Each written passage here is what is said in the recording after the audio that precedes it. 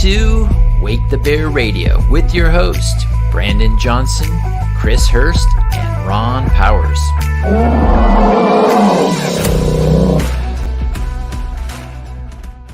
Welcome. We're coming live.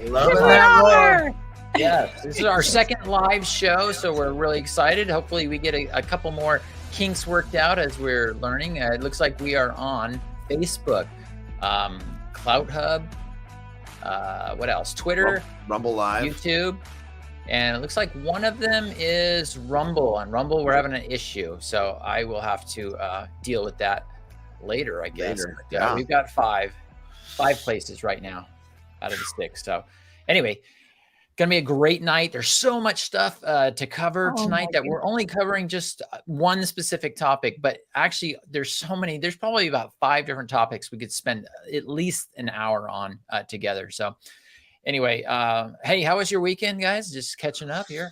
Good, man. Good. Things are heating up. I did get a chance to go see the Super Bowl. That was a pretty intense game, especially the last few minutes of it. What a great game.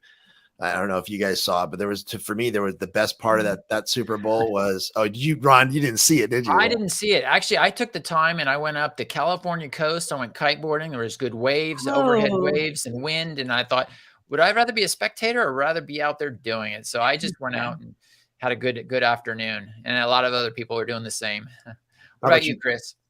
I actually was on a prayer assignment in Carmel, down by Carmel River Valley. And I did not see it, but I did watch a broadcast of the national anthem that was played. And I'll tell you, it just shifted my heart. It was just so heartfelt. It was a beautiful rendition of the national anthem, and I could see there was a lot of emotion. I think there were so many people when our beautiful national anthem plays.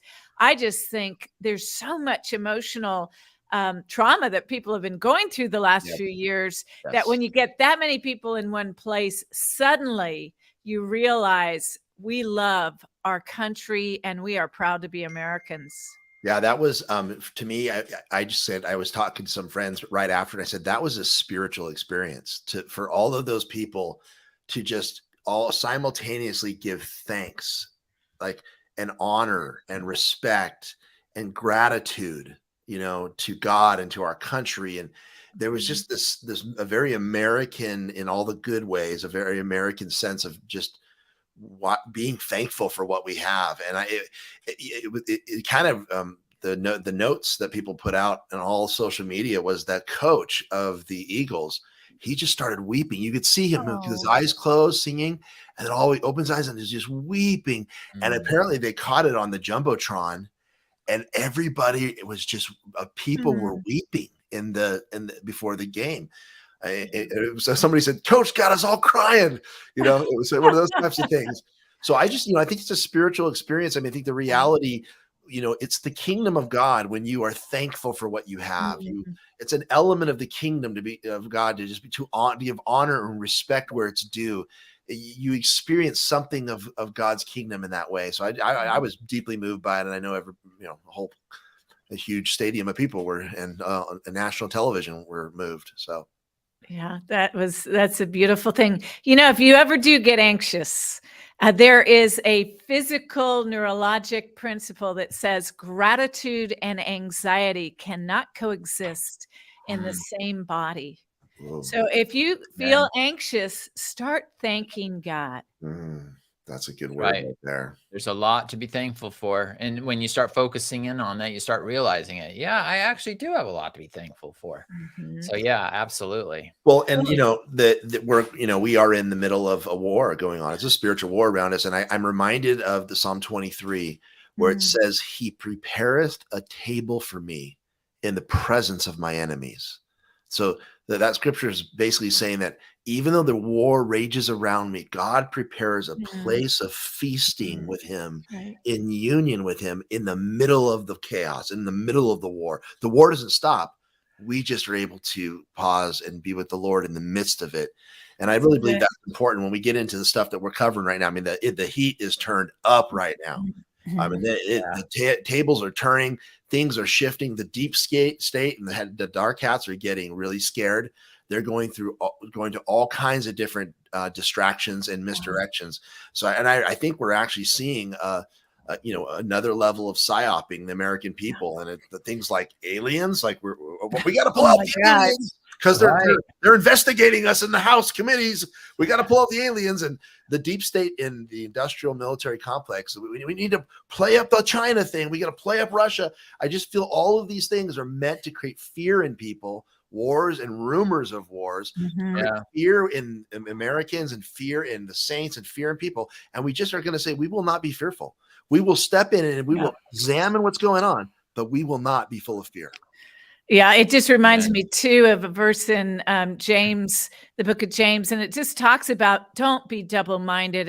And on this radio station, one of the things that Wake the Bear wants to do is, yes, we want people to wake up, but we also want to give people a message of hope. Yes. And there will be, if you go chasing after all the bad news or all the stories that are manifesting, and there is a lot of bad news and there are a lot of things that are manifesting, you have got to get above that. So we just want to encourage you to stay in a place of peace. And that means ask God to give you the perspective that he is looking at it with. Yeah. Good. That's really absolutely good. As we talk about the Super Bowl and all the fun stuff for people, but there are people that are hurting around the world, and specifically Turkey lately. I mean, this last week has been, oh my gosh, I've you rarely ever hear of an earthquake that size, and just the devastation. And you go, boy, is awfully convenient time for some people and awfully terrible time for others, and now we're starting to hear more in the news cycle of that. So before we go on our main topic, why don't we just kind of do a couple bullet points, because there's so many people that have been killed. I want to remember them, and I hurt for them. We've been praying for them, my wife and I, and it's just horrible. But just looking at the truth tellers out there, I started running across things like, oh, this could be, a weather control, a HARP thing. And I'm thinking, well, that could be conspiracy or what. But then all of a sudden you start getting a senator from Romania addressing Parliament, Diane Sosa-Coa, if I'm saying that right. Yeah. She starts addressing Parliament on this. And I was just blown away. It's like, oh my gosh, she really saying some things that could be out there for a lot of people that have never heard of that. The whole HARP, which is they send out these frequencies, these waves, shortwave radio waves, or they're actually microwaves, 3.5 billion watts worth. I mean, wow. To cook a burger or TV dinner is like 1100 watts. So you can imagine what 3.5 billion watts can do, how much how much distance that can cover. And so it actually sent me on a little wild goose chase over the weekend. Just, there's this guy on the radio station, Dane, who does Geoengineering Watch. And he's all about the chemtrails and the HARP. And well, actually not a lot about HARP, but he did have a page on talking about the Japanese earthquake and stuff. And so it really started getting me looking into it. But then when we saw this, there's some bullet points I think you put out there, Chris, if you want to hit a couple of those bullet points that she covered. Yeah. I was just blown away. Yeah, it all was just like a lot of things that are frustrating for us as both observers and discerners. We're trying to discern what is going on out there, and it's so difficult. You need to look at and notice the details of things that happen. And she noticed a few things that happened prior to the earthquake. Wow. That were unusual. As a member of parliament, or the senator that she is, she said that, first of all, she said, we in Turkey, we have lived to witness production production of earthquakes on demand. And that whole idea, earthquakes on demand, which meant obviously this was a manipulated, she was inferring this is a manipulated energy, weaponized kind of EMP kind of thing that created instability on demand. So there was a focused weaponization. And she said, this is why 10 seconds before the occurrence of the so-called earthquake, the Turks closed oil and gas pipelines. So that was one thing. And then the day before the earthquake, 10 countries withdrew their ambassadors from Turkey. So someone got a phone call from somebody important. And they, 10 countries all just mysteriously withdrew from Turkey. And 5 days before the earthquake, also, the Romanian Ministry of Foreign Affairs issued a travel warning for Romanian citizens in Turkey. And then there were some videos that showed these flashes of lightning that were some physical evidence that something was being triggered by these tectonic plates. Yeah. And those that want to say, oh, that's just conspiracy, they're saying, well, that's because the earth was letting off electricity. But what was caught looked like it came from high to low. It was like a lightning, or you described it, Ron. Like there was one scene, it looked like a pillar of just bright, like fire coming from the sky in a line. And it looked a lot like a Star Wars scene with the Death Star blowing up a planet. You know how that it's a focused beam, and it looked like that. I'm like, oh my gosh, I've never seen anything like it. And it was and it's out there, and you know, maybe we should do a bear pause on that, or a later broadcast on it. There's a lot of detail out there, and it's still growing. I saw one video of like this beam of light coming from the sky, traveling just a few minutes before the earthquake, and it looked like a large pencil. Like it came to a point, and had this big like mane behind it, and it looked like something was traveling through space. And people were like speaking in Turkish. What is this? What is this? And of course, I'm thinking, okay, maybe someone edited this footage, but they did it pretty quickly after it came surfaced, like right after the earthquake, and it's been online, and you can watch it. And it's like, you know, it looks pretty legit to me. So I think that there might be something going on here. And we do know that HAARP, that technology, DARPA, they've been working on technology to control weather patterns and all other types of weather patterns. Why wouldn't they also be able to control certain things like earthquakes and things like that? And I think the big one that she said in her speech, she said that there was no epicenter. Yeah. No epicenter. Yeah, I checked out the earthquake, the geologic survey. And the first thing I noticed when I looked at it the day of the earthquake, because I was looking for the epicenter, is that the region was rectangular. It's like a coffin shape. The parts that were hit hard were longer than they were short, but they were rectangular. It was very unusual. But Ron, what was your idea when the senator was talking? Who was it, do you think, that she was actually accusing of possibly using a weapon? She said the most powerful. That's all she said. So I don't know if it was most powerful country or most powerful people, but she said the most powerful are behind this. And the reason why she even addressed it was because she was talking about what the president had done. The president of Romania had basically blocked the accession of Sweden into NATO, and it didn't want to, and he was trying to play in between Russia and NATO, you know. And so what was happening was they were not playing along with NATO. And in fact, the president of Romania walked out. Oh, that was Turkey. I'm sorry, Turkey. Erdogan. I'm sorry. Erdogan's Turkey. I think is the president of Turkey. Yes, thank you. Yeah, the lady talking's from Romania. She's talking about the president of Turkey. Basically, he was getting punished for not going along in Davos, which just happened about a month ago. Didn't go along with the plan. You know, is giving NATO a hard time by not allowing, you know, voting against the Sweden accession. So that's, and so as a result, you know, that's what this lady Diane was sharing. So anyway, it's Wow. really pretty incredible. Well, I mean, that's just one of the major things I think that of the distractions that are going on right now to get our eyes off of. I really do believe, I mean, they're trying to turn out the lights on the House investigations going on right now. I mean, literally, the lights went out, the power went out. How many times do you hear that the power goes out in the state capitol during an investigation and testimonies? Yeah. Never. Yeah.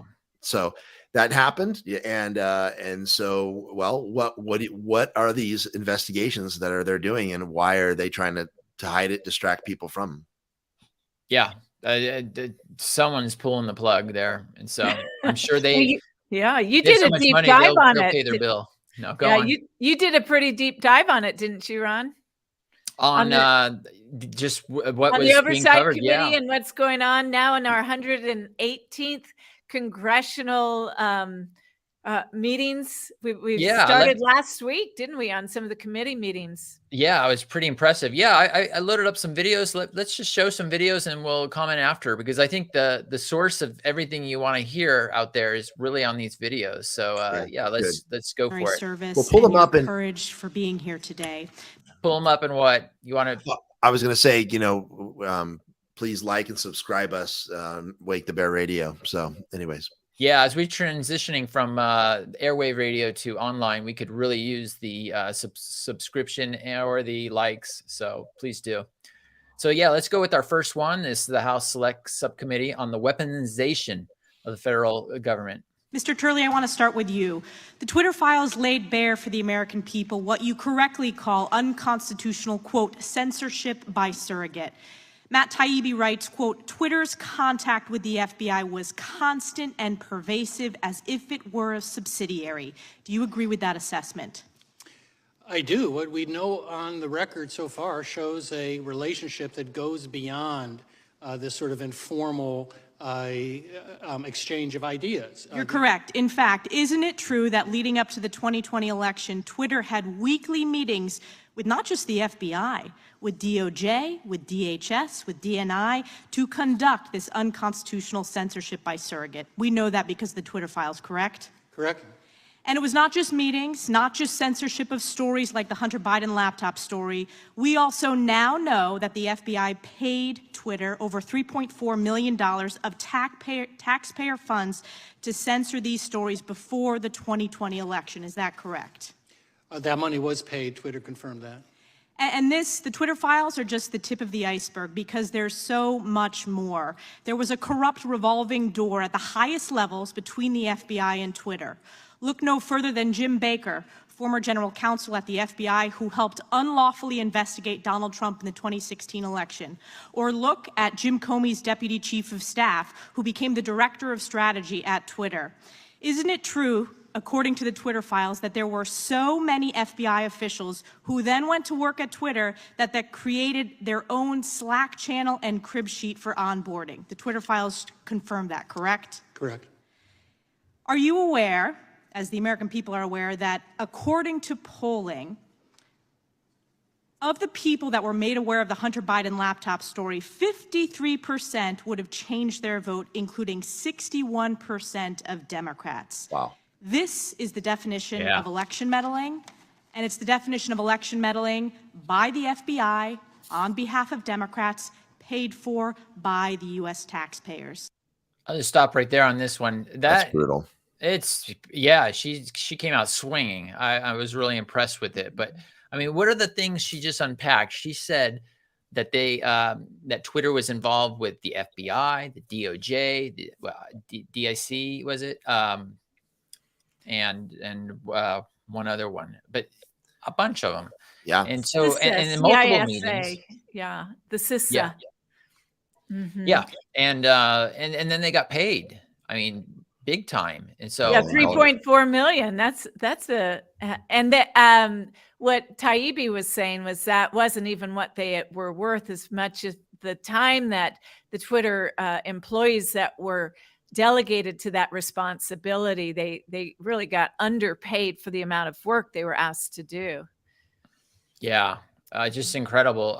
Just the exposure. Sounds like a bribe to me. Sounds like a bribe. Hey, oh, you guys were having to work extra hard to take down and censor all this stuff we're asking you to do. So we're going to give you some extra money because you're working really hard to take all that stuff down.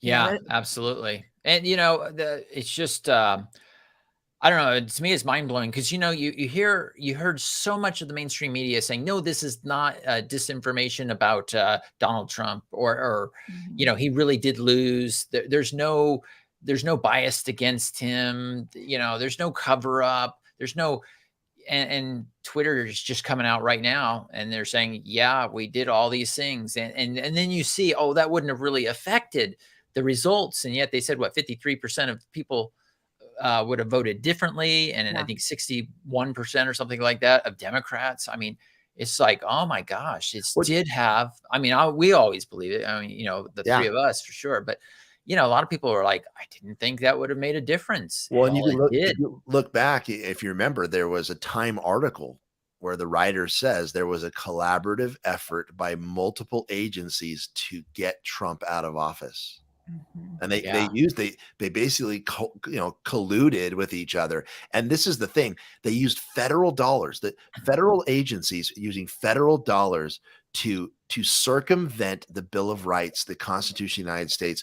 So that well, we can't do it, so we'll pay you to do it for us, which is highly illegal. And everybody who was involved in that needs to be held accountable and fired and no longer having a job in government or any sort of institution that, you know, of our government. So, yeah. And Brandon, do you pay taxes by any chance? Oh, yes, sir. A whole lot. I live in California, bro. So you paid for this. Yeah. How do you feel? You paid for this corruption. I paid for them to censor me on Twitter, Facebook, YouTube about the elections. Because if you say anything about the E word, and then you get booted from or the V word or the HB laptop. Yeah, that's right. It just goes on and on. And one of the what our listeners might notice as we show some of these hearings is that it feels like the congressmen and women might be a little harsh or a little rude because they're pushing all the time. But to realize that they're each on a 5-minute time, very strict time limit. And these are really the opening days of these committees. So they're trying to set a precedent and they're trying to establish some sort of rhythm also. And they want to get some things that they might be able to follow up on. A lot of people say that justice dies in the congressional committees. And hopefully that isn't the case. These are not court hearings. They are hearings, although they do have subpoena power. So they can subpoena to get the testimonies, but they are information and they're like they're getting testimony so to see if there is a cause to go further for a trial. That the DOJ, in theory, even though in the weaponization of federal government, the DOJ is one of the entities being investigating. So it's a little tricky because the committee is investigating the party that would have to bring the judicial justice. So right. Yeah. Well, let's look at some of these. I mean, there's some. The best thing we could do for the American people and the people of the people of California is just watch these. Like what they're trying to distract you by earthquakes and floods and fires and wars to keep your eyes, balloons and 4 different turning out the lights, UAPs, and trains getting derailed. They don't want you to see this stuff. So let's play it. Some of these. Okay, let's play the next one. Chair recognizes Ms. Luna for 5 minutes. Thank you, Chairman. Mr. Roth, have you communicated with government officials ever on a platform called Jira? Yes or no? Real quick answer. We're on the clock. Not yes to or no? the best of my recollection. Not no. to your recollection? Great. If you did, in the event, communicate, who would have had access to this platform? That's the nature of my confusion. Okay. JIRA Did is, you ever speak to government officials on JIRA regarding taking down social media posts? again, not to the best of my recollection. Can you explain to me why the federal government would ever have interest in communicating through JIRA, mind you, a private cloud server, with social media companies without oversight to censor American voices? I want to let you know that this is a violation of the First Amendment, and the federal government is colluding with social media companies to censor Americans. Mr. Chairman, I ask for unanimous consent to submit these graphics into record. And Mr. Roth, I'm going to refresh your memory for you. This flowchart Without behind objection, me. it's ordered. Thank you, Chair.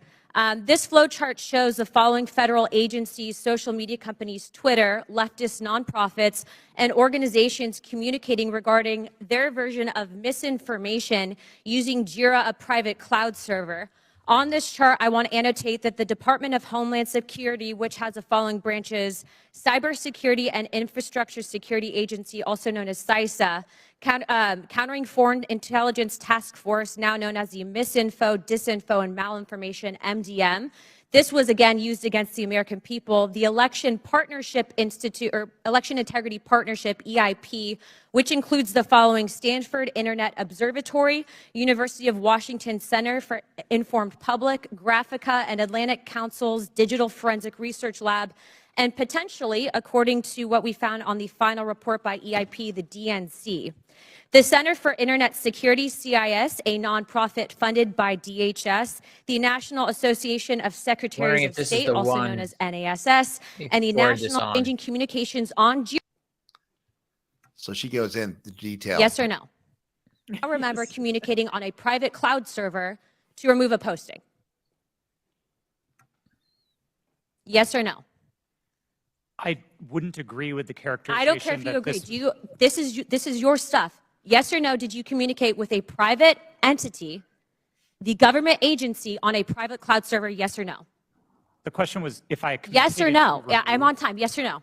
Ma'am, I don't believe I can give you a yes or no. Well, answer I'm to going that to tell question. you right now that you did, and we have proof of it. This, ladies and gentlemen, is joint action between the federal government and a private company to censor and violate the First Amendment. This is also known, and I'm so glad that there's many attorneys on this panel, joint state actors. It's highly illegal. You are all engaged in this action, and I want you to know that you will be all held accountable. Ms. Gaddy, are you still on CISA's Cybersecurity Advisory Council? Yes or no? Yes, I am. Okay. For those who have said that this is a pointless hearing, and I just want to let you guys all know, we found that Twitter was indeed communicating with the federal government to censor Americans. I'd like to remind you that this was all in place before January 6th. So to say that these mechanisms weren't in place and to make it about January 6th, I want to let you know that you guys were actually in control of all of the content, and clearly we have proof of that. Wow. Now, if you don't think that this is important to your constituents and the American people from those saying that this was a pointless hearing, I suggest you find other jobs. Chairman, I yield my time. I suggest you find other jobs. Yes, definitely. Wow. Letting them have it. Wow. So she So got a this little was- technical in the beginning, but she was establishing, you know, just the secure network that they were on, which was outside. It was a secret channel, basically. And why would you do that? Right. It's because the information wasn't to be made known public, and so And you they can't thought they were safe. answer the question yes or no, because if you answer yes, you're verifying that you did this. If you answer no, you're lying under oath that you did this because we have proof. So he's saying, I can't answer the question, which is a violation. It's actually, he should be held in contempt of Congress because he's not actually answering the questions they're asking. Yeah. Yeah. If you notice, so this was a House Committee of Oversight and Accountability, and it was a little different from the weaponization. The chair of this was Comer, although Jim Jordan is also on this committee. And what you see, the four people that they had from Twitter, James Baker, who I haven't heard any of his testimony yet. He's the former Twitter deputy counsel. And then Mr. Roth was the Yoel Roth, who was the Twitter head of trust and safety. Oh, man. Miss Gaddy is the VJ that they talk about on the Twitter files that Taibbi talks about. And then Anika Navaroli is another member, and these are very high up at Twitter that I could feel the pressure they're under. Well, they're the heads of the departments of trust and safety and Twitter legal officers and Twitter deputy counsel. They're the main people that made these decisions. And they're like, oh, I don't remember actually having a communication. And they're like, here's your emails.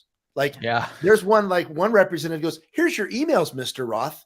Is this you? Yes. Okay. You're doing it right now. This is it right here. I can't say yes or no. Yeah, he can't say yes or no because he'd be lying or to Congress, or he would be confirming what is illegal. I love Marjorie Taylor Greene's testimony. She just let him have it. Yeah, I can play her right now. Play that one. That was on fire. Yeah, she was good. Thank God Elon Musk bought Twitter. And you know what? Let's talk about something a little bit further. It's amazing to me, Mr. Roth, as the head and trust of safety at Twitter, your ability, or should I say inability, to remove child porn. Now, here's something that disgusts me about you. In your doctoral dissertation entitled Gay Data, you argued that minors should have access to Grindr, an adult male gay hookup app. Minors? Really? You know, Elon Musk took over Twitter and he banned 44,000 accounts that were promoting child porn. You permanently banned my Twitter account, but you allowed child porn all over Twitter. Twitter had become a platform, you said, connecting queer young adults. You also wrote on Twitter in 2010, can high school students ever meaningfully consent to sex with their teachers? In 2021, while you were the director of trust and safety on Twitter, an underage boy and his mother announced a lawsuit against Twitter because Twitter was benefiting from and refused to remove a lewd video featuring this boy and another minor. That is repulsive. Yeah. Wow. It is repulsive. Oh my goodness. Very much. Well, they said, as Q said, they will not be able to walk down the street. I mean, people are getting absolutely disgusted with these people and they're being called out. And for a lot of us, this is kind of our victory day of at least having people called out. So you got there, Brandon. Look at this, Yoel Roth. These are all of his tweets, and they are just absolutely disgusting. Doing research on Craigslist sex discussion boards begs the question: main browser or porn browser? Twitter will live to porn another day. Thing I just yelled loudly at work. He goes through all of this this wicked stuff, man, and it's like he's basically eliminating people who have a difference of opinion on COVID, or have doctors who have a difference of opinion on COVID than the period, the accepted narrative, and he's all about pornography. Marjorie Taylor Greene was right to be just disgusted by this guy, and this is the guy who's the head at Twitter of trust and safety. Yes, isn't that that is a hypocrisy named all on its own. That head of trust and safety. I mean, he's about as predatory as a person could get for young people. Absolutely. Let's go to the next one.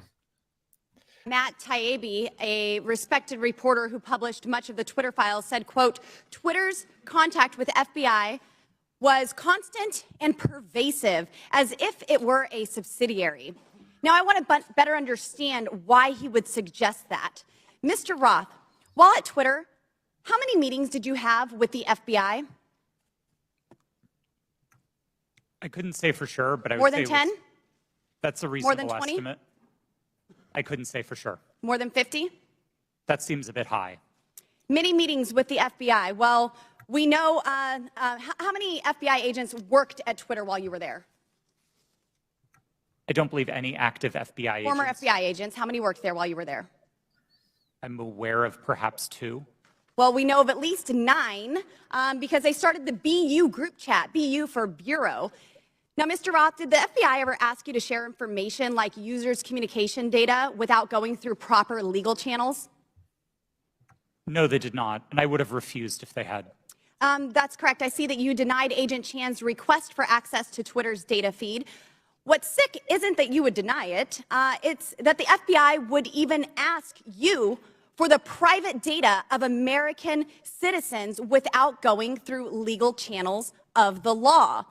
Now, I want to remind you, Mr. Roth, that you are under oath. Did the FBI ever ask you to do anything that was illegal or questionably legal? I'm not a lawyer, but certainly not to the best of my recollection or knowledge. Now, from the hearing that I've been a part of today, it's almost impossible to tell where the FBI ends and where Twitter begins. We have Mr. Baker here, a former FBI agent, and there seems to be a revolving door between the FBI and Twitter itself.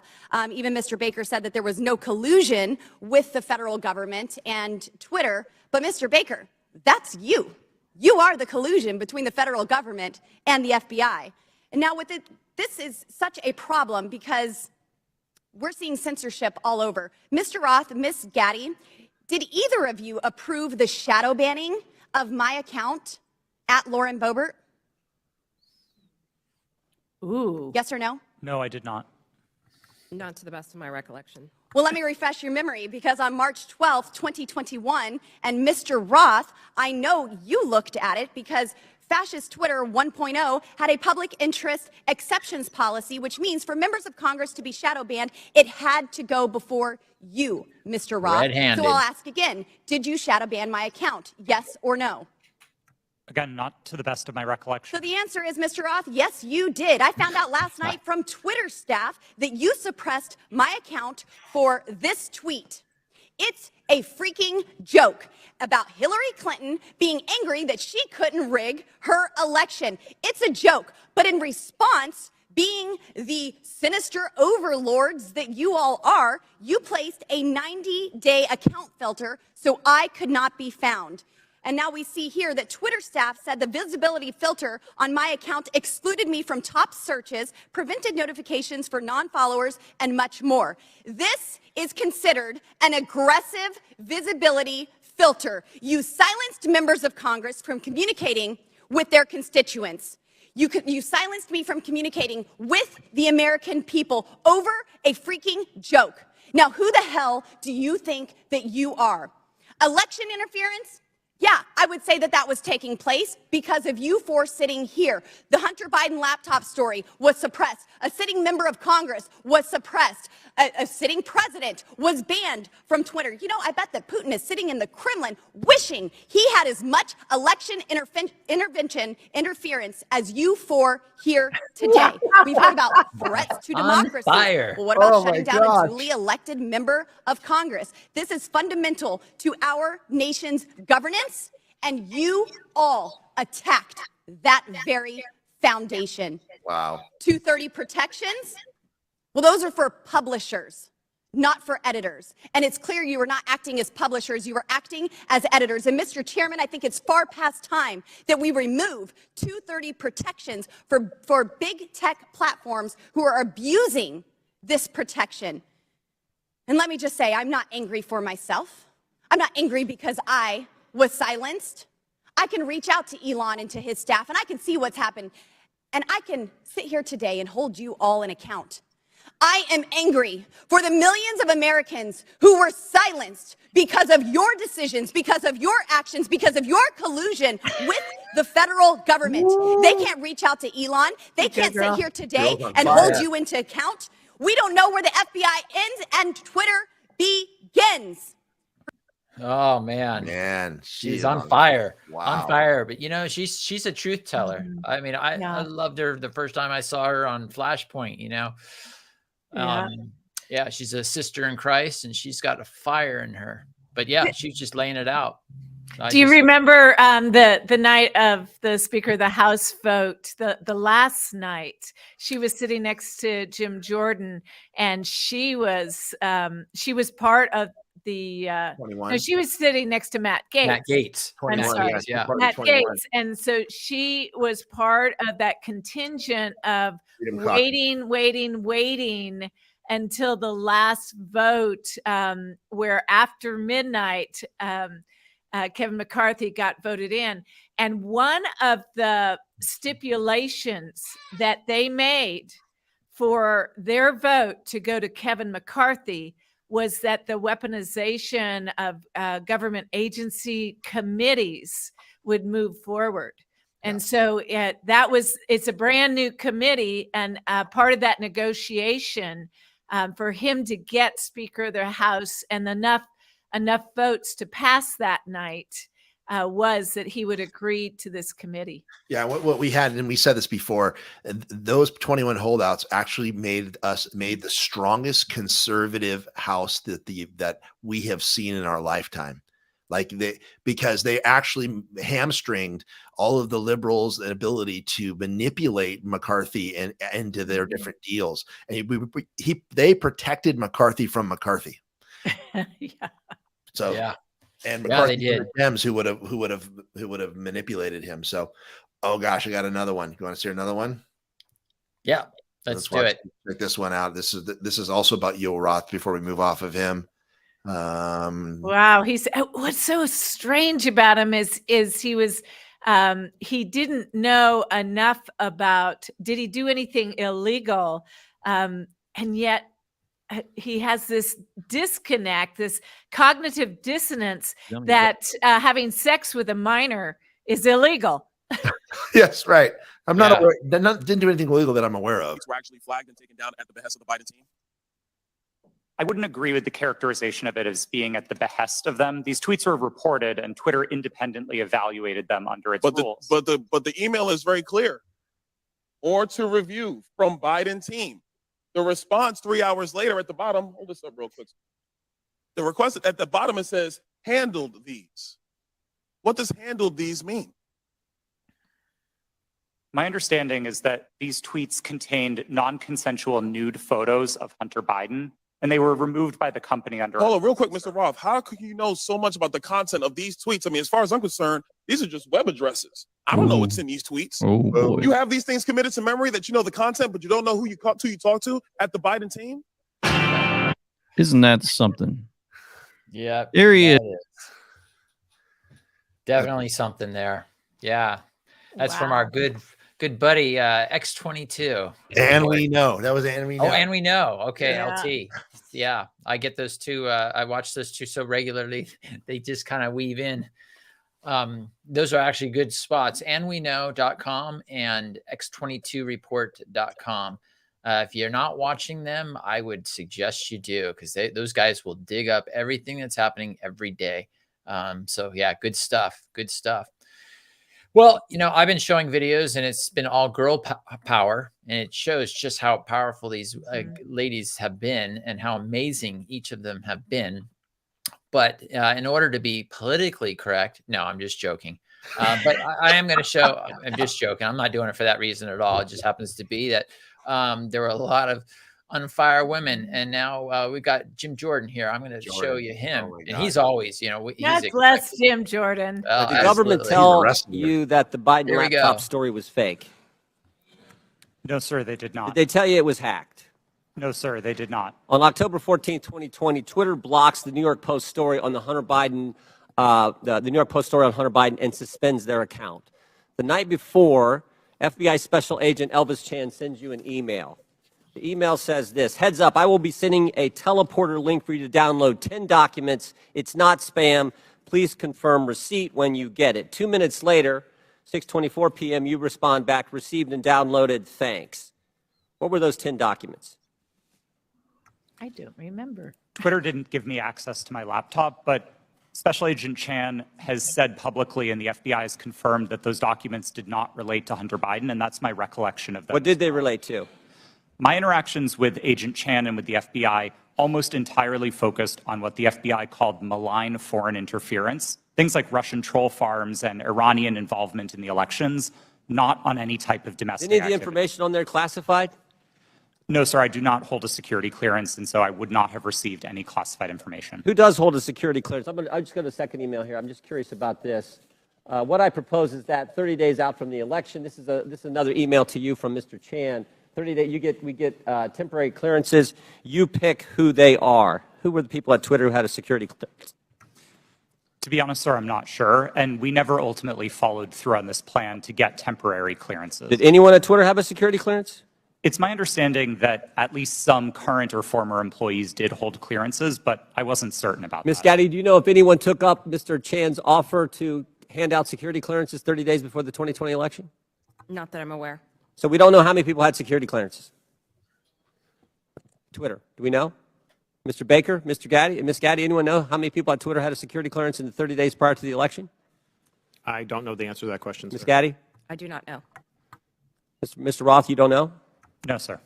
Well, how about the last one? Ms. Navaroli, do you know? No. I mean, it seemed like the offer was to sort of just hand them out like candy. I just wondered who had them. No one knows? Okay. So the FBI didn't tell you that it was fake, didn't tell you that it was hacked. And Mr. Roth, did the story violate your policies? In my judgment at the time, no, it did not. Yeah, that's what you said. Said what I would propose, is you said, it isn't clearly a violation of our hack materials policy, nor is it clearly a violation of anything else. So I think what a lot of people are wondering is if it didn't violate your policies and they didn't tell you it was fake, didn't tell you it was hacked, why'd you take it down? Good question. Wow. The company made a decision that found that it did violate the policy. It wasn't my personal judgment at the time that it did, but the decision was communicated to me by my direct supervisor, and ultimately I didn't disagree with it enough to object to You know what I think happened, Mr. Roth? I think you guys got played. I think you guys wanted to take it deep down. We saw what the chairman put up where you said, everyone in the White House is a fascist. I think you guys wanted it to be taken down. I think you meet with these guys every week. We know that's been established in the Twitter files. You had weekly meetings with Mr. Chan in the run-up to the election. They send you all kinds of emails. They send you documents on the super secret James Bond teleporter. You get information on that. I think you guys wanted to take it down. I think you guys got played by the FBI. And that's... that's like a confirmation bias. Confirmation bias. They were so against. I remember when Donald Trump had actually won the election in 2016, and these high-tech, big tech CEOs and executives, they were like crying. They were so sad. So that mindset, so they wanted to. And so they were just looking for an excuse. And the FBI came along and provided them everything they needed. Just a little request, So absolutely. It's I love the super secret James Bond decoder. Yeah. You That guys was that G-Rob. inside information from the FBI. Yeah. Everyone wants to be in the know. The mystique is that being in the know, that we've got it. We're sending you information, and I think going back to the 230 protection for programs that are just platforms, they're clearly editing data. So yeah, definitely. Yeah, and I think these guys, these executives, they thought it was pretty cool that they got to do a little Spygate, behind the scenes, James Bond. This back door communication. It reminds me of did you ever watch Get Smart? And the cone of silence that would come down, that would. It just reminds me, nobody actually is completely not being monitored. Yeah, that's the problem right now. Is we are willfully letting people surveil us. We're in a surveillance state. Yep, definitely. Now, if you think that these hearings have no effect on you, or not the hearings, but actually the guilty actions have no effect on you, then listen to this next one, because this one is about the jab and the misinformation that Twitter was behind, and it caused this particular congresswoman great harm. She got sick, right? She had a vaccine injury. Yeah, we'll play it. We'll listen to her. Not just about Hunter Biden's laptop. Twitter files make it apparent Twitter worked overtime to suppress accurate COVID information. Dr. Jay Bhattacharya is a professor of medicine at Stanford who once tweeted an article he wrote about natural immunity. Thanks to Elon Musk's release of the Twitter files, we learned some of his tweets were tagged with the label of Trends Blacklist. Apparently, the views of a Stanford doctor are disinformation to you people. I, along with many Americans, have long-term effects from COVID. Not only was I a long hauler, but I have effects from the vaccine. It wasn't the first shot, But it was the second shot that I now developed asthma that has never gone away since I had the second shot. I have tremors in my left hand, and I have the occasional heart pain that no doctor can explain, and I've had a battery of tests. I find it extremely alarming Twitter's unfettered censorship spread into medical fields and affected millions of Americans by suppressing expert opinions from doctors and censoring those who disagree with the CDC. I have great regrets about getting the shot because of the health issues that I now have that I don't think are ever going to go away. And I know that I'm not the only American who has those kinds of concerns. Another example of what Twitter has done to censor folks is from Dr. Martin Kulldorff, a Harvard-educated epidemiologist who once tweeted, "COVID vaccines are important for high-risk people and their caretakers. Those with prior natural infection do not need it, nor children." The Twitter files reveal this tweet was deemed false information because it ran contrary to the CDC. So my first question this morning of Ms. Gaddy, may I ask of you, where did you go to medical school? I did not go to medical school. I'm sorry? I did not go to medical school. That's what I thought. Why do you think you or anyone else at Twitter had the medical expertise to censor a doctor's expert opinion? Our policies regarding COVID were designed to protect individuals. We were seeing... You guys censored Harvard-educated doctors, Stanford-educated doctors, doctors that are educated in the best places in the world, and you silenced those voices. Yep. My next question is, did the U.S. government, I have another chart I want to show you, Ms. Gaddy. I have another tweet by someone with a following of a full 18,000 followers. This person put a chart from the CDC on Twitter. It's the CDC's own data, so it's accurate by your standards, and you all labeled this as misleading. You're not a doctor, right, Ms. Gaddy? No, I'm not. Okay. What makes you think you or anyone else No, at you're Twitter not. have the medical expertise to censor actual, accurate CDC data? I'm not familiar with these particular situations. Yeah, I'm sure you're not. But this is what Twitter did. They labeled this Yeah, I'm as sure you're not. inaccurate. It is the government's own data. It's ridiculous that we're even having to have this conversation today. It's not just about the laptop. This is about medical advice that expert doctors were trying to give Americans because social media companies like Twitter were silencing their voices. Informed consent. I have another question, my last one for you, Ms. Gaddy. Did the U.S. government ever contact you or anyone at Twitter to pressure Twitter to moderate or censor certain tweets? Yes or no? We have a program. Did the U.S. government ever contact you or anyone at Twitter to censor or moderate certain tweets? Yes or no? We receive legal demands to remove content from the platform from the U.S. government and governments all around the world. Those are published on a third-party website, and anyone can review Thank them. God for Matt Taibbi. Thank God for Elon Musk for allowing to show us in the world that Twitter was basically a subsidiary of the FBI, censoring real medical voices with real expertise that put real Americans' lives in danger because they didn't have that information. I also want to thank one of my colleagues, Ro Khanna, because as it turns out, censorship isn't just an important issue to conservatives. Some of my colleagues on the other side of the aisle, like Ro, found this censorship very concerning, and even wrote to you and to folks at Twitter that he was concerned about the First Amendment being censored. So I want to thank him for speaking up and speaking out about this issue, because this should not be a partisan issue. This should be an issue that's an American issue. Mr. Chairman, I would like to enter into the record, I ask unanimous consent, to enter into the record a Wall Street Journal article from December 9th, 2022 by Justin Hart entitled "The Twitter Blacklisting of Jay Bhattacharya." Enter the record, please, Mr. Chairman. Without objection, so Yeah. Wow. She just nailed them. I mean, big time, big time. So basically they admitted right there that they were told legally by the government and other governments of other countries to suppress that information. Just, wow. That's just, yeah. And so this explains for you unidentified aerial phenomenon getting blown up in our atmosphere. I believe that this is an attempt, but a collaboration with other entities to distract and misdirect us to not paying attention to these investigations that show and prove that these social media companies were doing exactly what all of us were saying they were doing.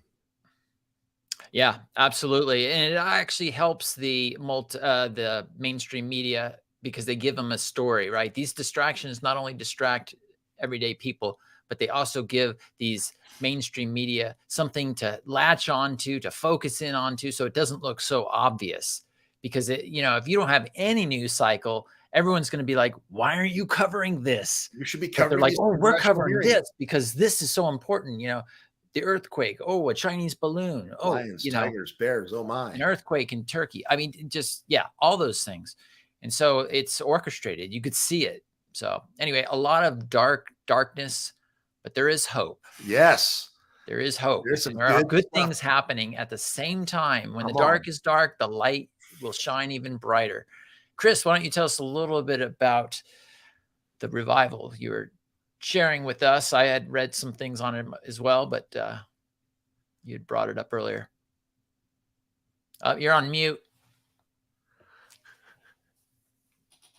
Let's see if we got Sorry about that. Oh, Yes, no in the book of Isaiah, Isaiah 60, it says, and I believe this is where we are today, is that darkness covers the earth. Deep darkness covers the people of the earth, but the light will shine upon them and his glory will be seen on them. And Isaiah's talking about God's glory, that when darkness rises, the kingdom of darkness rises, the kingdom of light shines even brighter. And Jesus said he is the light of the world and that he came to give light and life. And that's not the Illuminati light, the false light that the Luciferians use. It is the true light. And that's what John 1 says. It says, this is the true light that came into the world.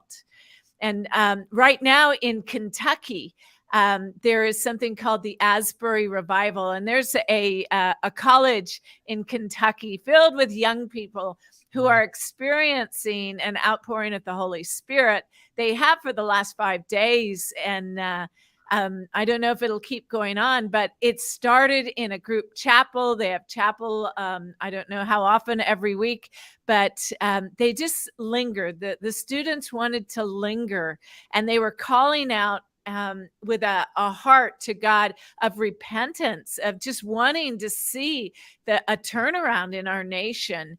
And what seems to have happened is that revival broke out, and some of the students remained all that night, all the next day, and many of them haven't left what is Hughes Auditorium, which I believe is where they hold their chapel. And it seems that God is stirring the hearts of this next generation. That's so awesome. That it has a lot of the earmarks of like John Wesley's revival, where people just there was from what I had read and heard from you, a strong repentance, and that was also in the Wesley revival, where people would just stop in the middle of the road, drop to their knees for no reason, or a reason. They would start to repent and cry and be sorrowful for the things that they've done. It would strike them at their heart. Wow. I had experienced what we would call a revival when Mario Murillo was he still is. He's an evangelist actually, and he's filling up large halls right now, big tents. But he visited our church. I went to a church. It was called Calvary Community Church in San Jose at the time, now Calvary Chapel. And for 22 weeks, almost 6 months, every day of the week, the auditorium was filled. They would hold 2,000 people, and it was 6 to 7 days a week for almost 6 months. It was packed. And they had churches all over around bringing their youth groups and groups to this, just to see and experience what was going on. And I mean, I saw people getting out of wheelchairs. I had Wow. it was really, it was pretty amazing. I had a friend when I was in college at the time whose dad got healed. And so I got to hear the whole story from behind the scenes. Like, oh yeah, my dad, he's been in the hospital. His heart is really weak. And he went and they called him forward and he was healed and he's like a kid now. And I just remember those neat stories that were not the stories you see on TV as a promotion. These were behind the scenes, you know, people that I knew.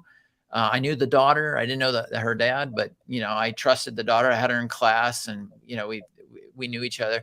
And so it just made a impact. And so, yeah, when things, the Spirit moves and it happens sometimes in a wave here or there, it is something special. And I only wish I had taken advantage of the time more. I was just a young kid and, you know, we went several times and stuff, but now I think I'd be there quite a bit more. Well, you know, it's interesting. That reminds me of, you know, the Jesus People movement, the revival that was never called a revival because it was so pervasive and it was so overwhelming. It shifted culture so much that it was a revolution, but it was a revival. There's a movie coming out about that period of time where Kelsey Grammer is actually playing Pastor Chuck Smith. It's the Jesus Revolution, right? Yeah. And so I'm excited to see that happen. And I think Bob Jones's prophecy that when the Chiefs win the Super Bowl, a 2 billion soul harvest will start. Oh, really? Yeah. Woo! Yeah. And that happened in the last 4 years. They won the whole Super Bowl twice. And the week of it, this revival began. So. Oh, well, that sounds like a good word of hope to end on. Thank you for watching. You know, it's been a pleasure for us to do this Wake the Bear. And again, you can see us at wakethebearradio.com. We are on Facebook, Twitter, Clout Hub, Rumble, and like and subscribe. And we'll see you next week. Let's wake the bear. God bless you.